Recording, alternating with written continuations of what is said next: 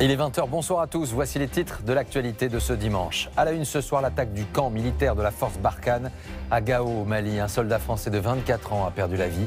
Quelle est la situation actuellement dans la région ? Bonsoir et bienvenue pour 60 minutes d'actualité ce dimanche soir. Et c'est donc hier en fin de journée que le camp militaire de l'opération Barkhane à Gao a été la cible de plusieurs tirs d'obus. Une attaque qui a coûté la vie à un soldat français, le brigadier Alexandre Martin. Il avait 24 ans. Quels sont les derniers éléments?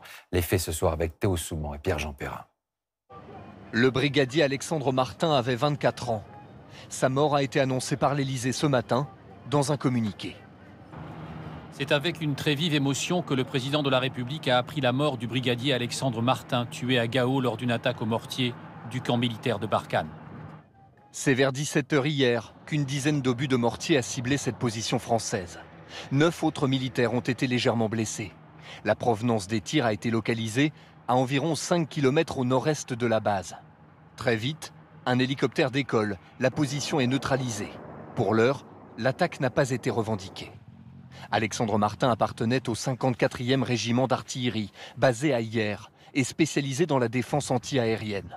Le brigadier avait été déployé récemment en Outre-mer, ainsi qu'à Djibouti, avant de rejoindre l'opération Barkhane au Mali, en octobre dernier. Dès ses débuts au sein de notre institution, il a montré de très belles qualités et une aptitude particulière à accomplir son métier et un très fort potentiel.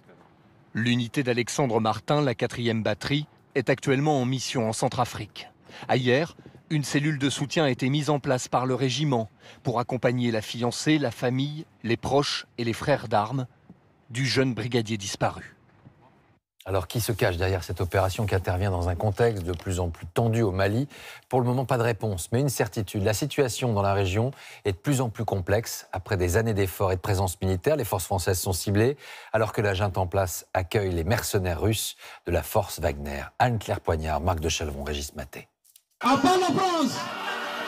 Des slogans anti-français dans les rues de Bamako. Une menace terroriste de plus en plus présente au Sahel. Et la France qui ferme ses bases dans le nord du Mali. Comment sortir de l'impasse? Quelle issue pour l'opération Barkhane? Sur le terrain depuis 6 mois, la France réduit ses effectifs. 5000 soldats sont aujourd'hui déployés au Mali et dans les pays voisins. Ils seront 2500 l'an prochain. Moins d'hommes et moins de bases. Dans le nord du pays, 3 d'entre elles ont fermé. À Tessalit, Kidal et Tombouctou, la France a passé la main à l'armée malienne.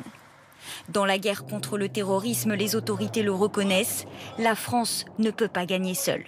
Tout le sens de l'action française, depuis plusieurs années, est d'agréger autour de nous d'autres puissances militaires, qu'elles soient locales, africaines ou qu'elles soient internationales et européennes, pour juguler ce terrorisme djihadiste au Sahel.